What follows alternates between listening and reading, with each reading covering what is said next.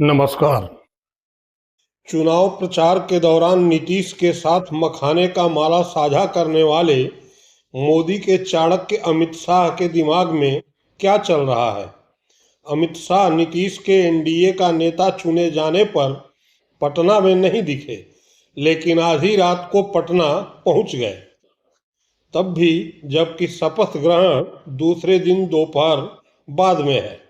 अचानक आधी रात को बिहार की राजधानी पटना क्यों पहुंचे अमित शाह? कहां फंसा है पेच? क्या शपथ ग्रहण महज झांकी है, खेला अभी बाकी है? सभी पर एक एक कर बात करेंगे।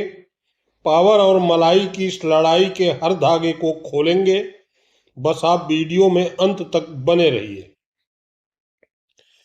दरअसल अमित शाह और नीतीश कुमार के बीच में संशय की जड़ गहरी है। नीतीश को ये लग रहा है कि अमित शाह मौका मिलते ही उनकी पार्टी जदयू को तोड़कर अपनी पार्टी बीजेपी का मुख्यमंत्री बना लेंगे। अमित शाह को लग रहा है कि इस बार अगर बीजेपी का मुख्यमंत्री नहीं बना तो कभी नहीं बनेगा। ऐसे में नीतीश और अमित शाह के बीच पावर और मलाई की लड़ाई चल रही है। पहले पावर पर बात करते हैं, फिर मलाई की लड़ाई को भी समझते हैं। अमित शाह को पावर विधायकों के जोड़ तोड़ के लिए चाहिए। नीतीश को पावर शाह के जोड़ तोड़ से बचने के लिए चाहिए, और यह जरूरत पूरी होती है विधानसभा अध्यक्ष की कुर्सी से। विधानसभा अध्यक्ष का पद इस समय बीजेपी के पास है, क्योंकि पिछली बार बीजेपी के विधायकों की संख्या नीतीश के जदयू के विधायकों की संख्या से काफी अधिक थी। जदयू के 43 विधायकों के मुकाबले बीजेपी के 74 विधायक थे। ऐसे में विधानसभा अध्यक्ष पद बीजेपी के खाते में गया, लेकिन इस बार जदयू के 85 विधायक हैं और यह संख्या बीजेपी विधायक की संख्या 89 से महज 4 कम है। ऐसे में इस बार नीतीश ने विधानसभा अध्यक्ष पद पर भी दावा ठोक दिया है। इस पद को लेकर बीजेपी और जदयू में कई राउंड की बात हो चुकी है, लेकिन नतीजा नहीं निकला है। अब आपके मन में ये सवाल होगा कि नीतीश और शाह के बीच में इस विधानसभा अध्यक्ष के पद को लेकर इतनी खींचतान क्यों है? क्योंकि विधानसभा अध्यक्ष ही सदन में ये तय करता है कि विधायक की पोजीशन क्या रहेगी, विधायक का दल बदल सही है या फिर गलत। इसलिए भविष्य के जोड़ तोड़ और अपनी पार्टी की सुरक्षा को लेकर नीतीश और अमित शाह विधानसभा अध्यक्ष के पद पर अड़े हुए हैं।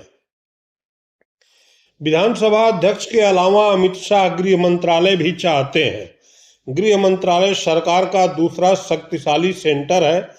प्रदेश की कानून व्यवस्था गृह मंत्रालय ही कंट्रोल करता है। अमित शाह इसके जरिए बिहार पर अपना कंट्रोल करना चाहते हैं, लेकिन नीतीश किसी कीमत पर भी गृह मंत्रालय देने को तैयार नहीं है।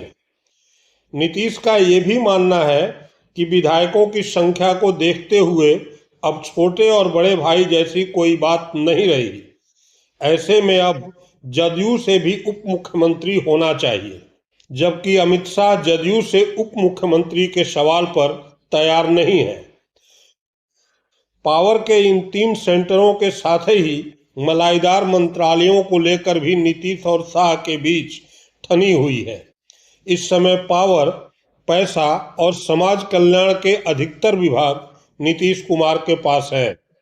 बीजेपी के पास बड़े विभाग के रूप में केवल स्वास्थ्य और पंचायती राज विभाग है।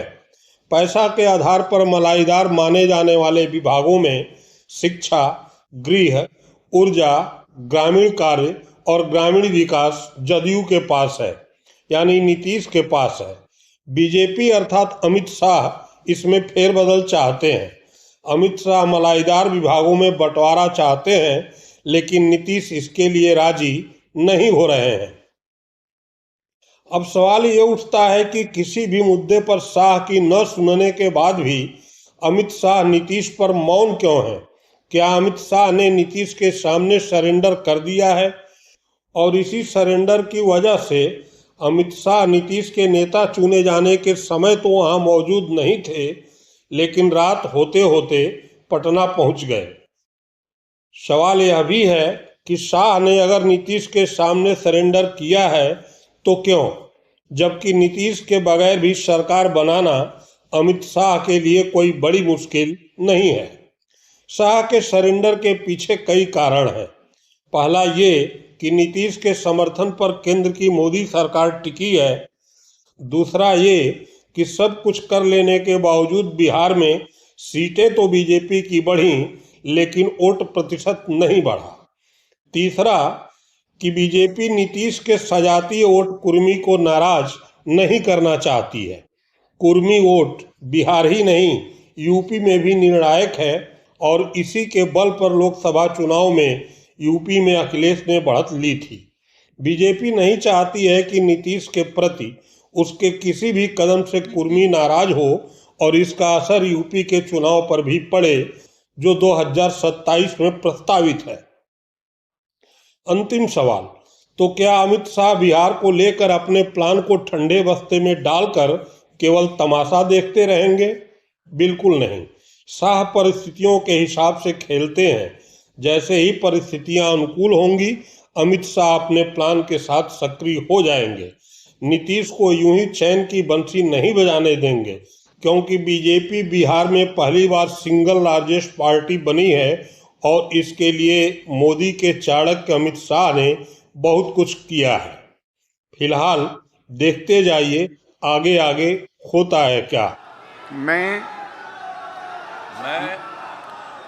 नीतीश कुमार सत्यनिष्ठा से प्रतिज्ञान करता हूँ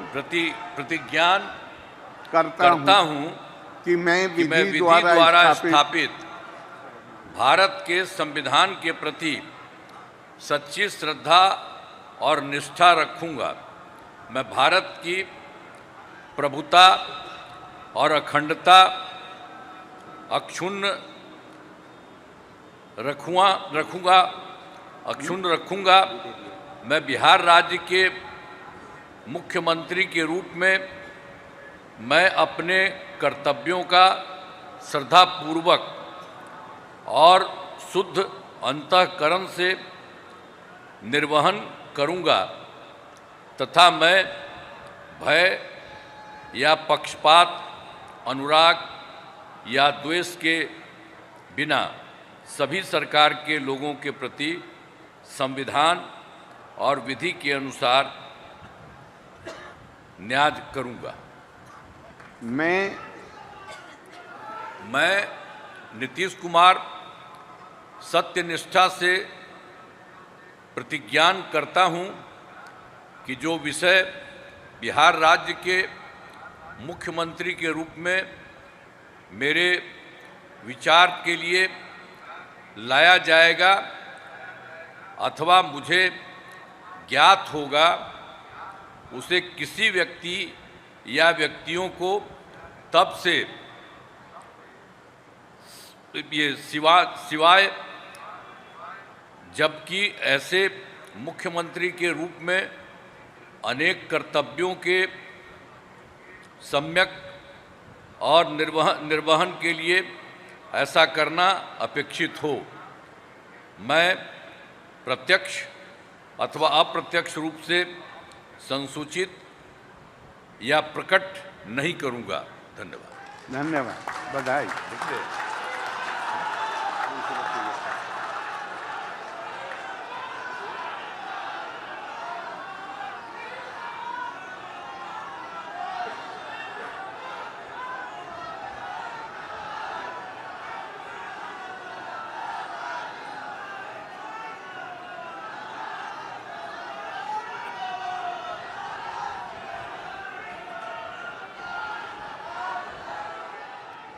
मैं